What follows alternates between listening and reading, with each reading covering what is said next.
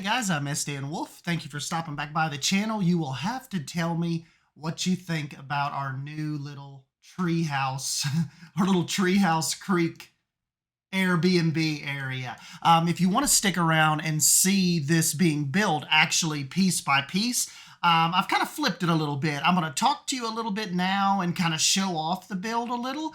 And then at the end of the video, well, not even at the end, once we're done kind of discussing it and getting out some ideas, I'll run you some music and run you some time lapse so I'm not distracting you and you can watch this come together piece by piece. So stick around towards the middle end of the video if you're interested in the time-lapse portion. And yeah, so this is kind of what we were thinking. Remember, I talked about it maybe a week or two ago on Twitter about how I thought it would be really cool to introduce an area for the capybara that, you know, like the guests could actually interact with them, you know, play with them in the water, what have you. And this is kind of what we come up with. So we have Little Creek Falls, which you watched come to life in episode 2. Definitely go check that out if you're interested in my waterfall builds. That one came out really, really neat. But to extend from that, we thought, why don't we do a treehouse village that people could come in and stay overnight, stay over the weekend, and they pay extra, just like an Airbnb, to get to stay in these little kind of like the edge of the creek cabins. And so yeah, we just kind of ran with it. I didn't do a whole lot of detailing to the cabins because remember, I'm still, I know you guys are probably going to kill me, but I don't want to over theme this. I know like that in SDAN is kind of like an oxymoron, like not over theming something, but nonetheless, I just wanted I wanted an idea like this to flesh out for a while, and I thought Little Creek would be perfect for this kind of low budget treehouse type idea. That maybe, you know, these guys, they started off with one, maybe they started off with one just personal for them and their kids to stay at when they're not working, or if they want to spend a long weekend out on the property away from the main house. Because remember, they live over here. This is kind of like the farmhouse. This is their you know, where they actually live on the farm. But I figured, you know, coming down through the creek here, we've got our little bridges. The creek kind of really gets kind of thin coming through here. We've got a workers access bridge. And then coming over the edge of the falls here, just down from the falls, maybe they had a little cabin and then they thought, why don't we make a few of these? Why don't we, you know, capitalize on this, make a whole little village out here and rent them as Airbnbs. You guys know Airbnbs have exploded in the last few years, and particularly more themed, like more highly themed Airbnbs, not just, you know, like staying in some guy's spare bedroom or staying in his basement. They're really like the Hobbit holes have taken off, the treehouse villages have taken off, the LARPing, you know, the Harry Potter type Airbnbs, all of that stuff is really, really busting, and it is taking off big time nowadays. So I thought, why doesn't Little Creek have that? And if anybody's wondering what LARPing is, that is live action role playing. So, you know, like you go to like a convention, you know, you can LARP at a convention, or an Airbnb, you know, as Lord of the Rings, Harry Potter, Star Wars, whatever. They got all kinds. Any of your nerddoms out there are covered. But yeah, and so what we also did was I wanted to do a wooden walking path. So this is kind of flat to the ground. And then of course, for the little kids and everybody that wants to come down into the water, we've kind of got like this little bit of a sloped entry. So, you know, from the little ones to the older grandparents, anybody can get down in the creek and splash and play. And of course, we have a set of stairs too, and we have a little bridge that the kids can jump off of. We got the little floaties that I got from my water slide pack that I found on the workshop. I didn't write down who. Let me see if I actually still have that. Let's make sure we give a proper shout out for these little floaties, because these are awesome. And I think this person is going to help me actually get a small like water park built here too. More like in the style of like Disney's River Country, you know, that type of style. But let me just see while I have you here if I can find those little floaties. They come with actually come with a larger water slide pack. But let's just see. Oh yeah, here we go. Hold on.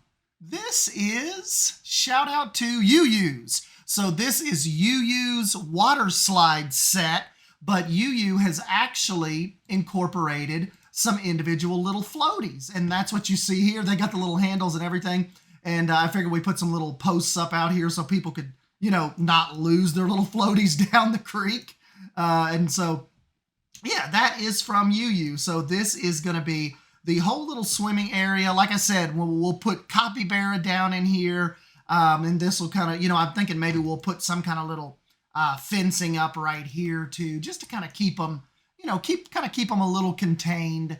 And then of course, you know, I figured there would be volunteers and staff on hand during the day to, you know, do the showing. It's not like the capybara will like live out here just permanently with the people, but I would figure like we'll actually do them a habitat, and then we'll make it to where certain times of the day, maybe they bring them upstream, they bring them up creek here, and they let the people swim with them and see them and teach them about them and play with them. And maybe we could kind of work something like that out instead of just like, you know, the capybara kind of crawling up out of here and like just venturing off into the woods, you know. To get here, I'm going to theme it out a little more, but we're going to have a little kind of like a little cave underground area that'll kind of come down from over here eventually. I've got to fix that path right there. That is kind of would be a little bit of a jump. And yeah, so that is what I'm thinking about extending out through here. And then of course too, I want to do a little water park area as well. You guys may have seen that I tried that. I tried like a kind of like a rustic water park in Planet Coaster. Had really had a good time with that. But I think here we can flesh it out a little more. I went ahead and put up just a little rope fence here just to kind of, you know, keep people back, because you got to figure that is coming to their height. That would be like over a 12-foot waterfall. So that water would really be pounding. And you wouldn't want little kids like climbing up on those rocks or getting pushed under, or, you know, just if there isn't proper supervision. So kind of have a little bit of a fence up right here just to keep everybody back away from the actual falls, you know. You guys will have to let me know what you think the most popular treehouse would be. A lot of people were telling me that the little island ones out here would be really popular. That would be the one that would want to be picked a lot, kind of with the waterfall view and just right out here on the tip of that little island would be a fun one. I've got some little, kind of like some little rock work kind of pushed up against the creek side, because you have to figure with not a lot of trees right here on the edge to kind of hold that bank up, you would probably have eroding issues. They face that a lot around here, even with like, especially with the river that runs through here. And when it butts up to pasture land, where either farmers or, you know, landowners have taken out all of the trees that line the river, they're finding that they're having a lot of erosion problems. And they're having to come in with these massive boulders and like shore, because, you know, the river just continuously pushes and erodes that shoreline away.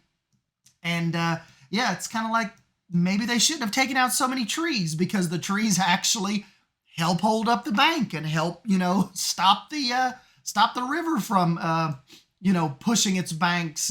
But so that's kind of what my thought about that was, just kind of seeing that around here.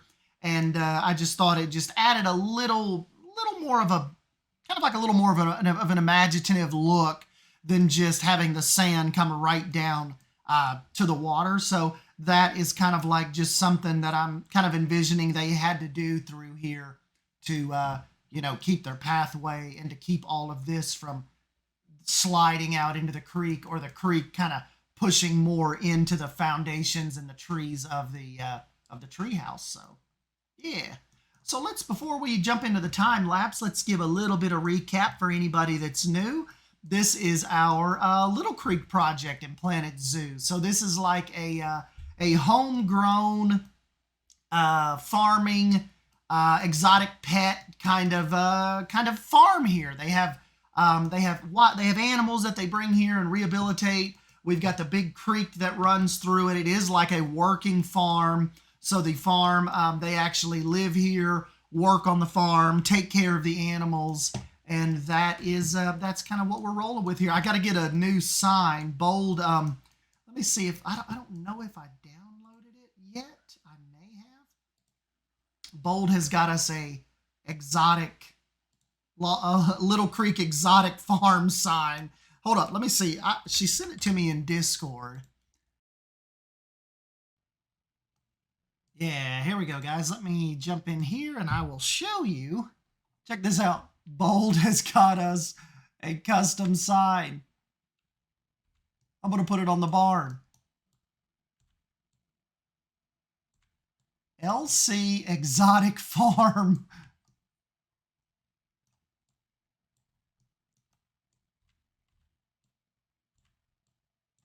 Like I said, Bold does not disappoint.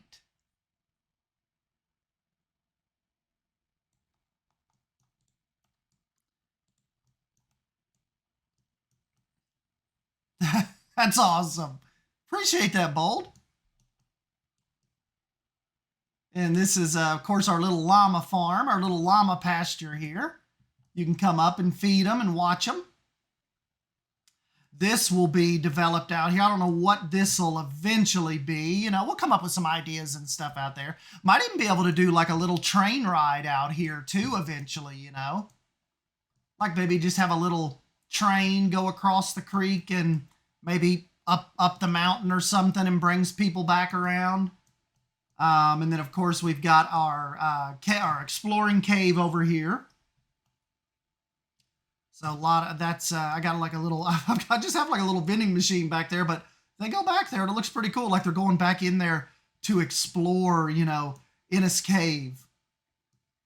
And of course you can make your way to Innis Cave across this bridge or continue down off to the left, down to the creek trail. Or grab you a hot dog at the ranger station. Good little stopping point before you make your way kind of further down the creek towards the Airbnbs and towards the waterfall edge.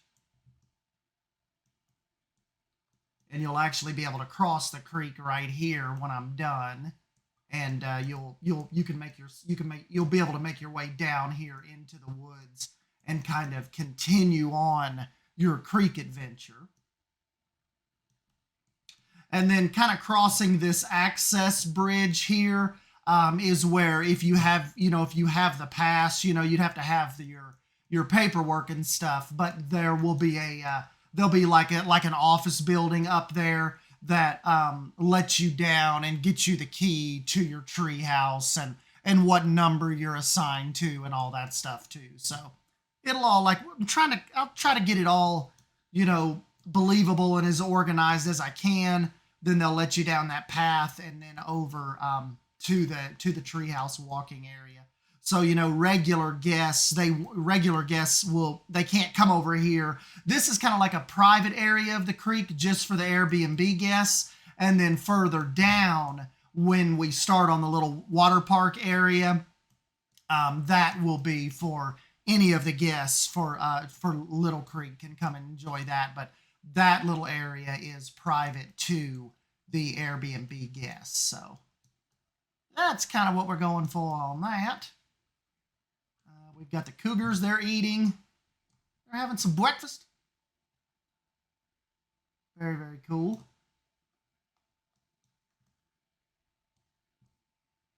And I haven't showed you Bob, Trina, and Trish.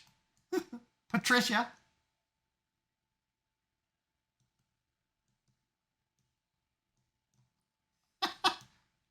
They're hanging out. And then Simply Savannah did this implied great horned owl exhibit for me. So this is, if we ever get great horned owls, this is where Stan and Kyle will call home. Very, very cool. Rustic looking. When you make this turn, you can go off, you can peel off to the right and go up the creek trail and the cougar habitat, kind of like up, this is kind of like up the side of this little hiking trail up here. Kind of see the little people through the trees. And if the cougars are up top, you can catch them up here. They come up here a pretty good bit. I've seen them up here quite a bit. They'll come up and lay down, and they'll make their way up the hill. Look, she's thinking about it right now. Found this really cool cave on the workshop. They use that quite a bit. They go back in there and kind of den. Get away from the peoples.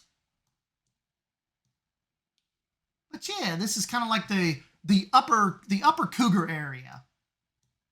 Upper part of their habitat. And you'll also notice we've got all kinds of elevated walking trails. You know, all wooden walking trails that kind of take you down through the different layers of this particular mountain. Of course, you know, ending down here at the lowest point, down here at the creek bed. And there goes some people crossing right there. And then, of course, up at the top at the cougar habitat.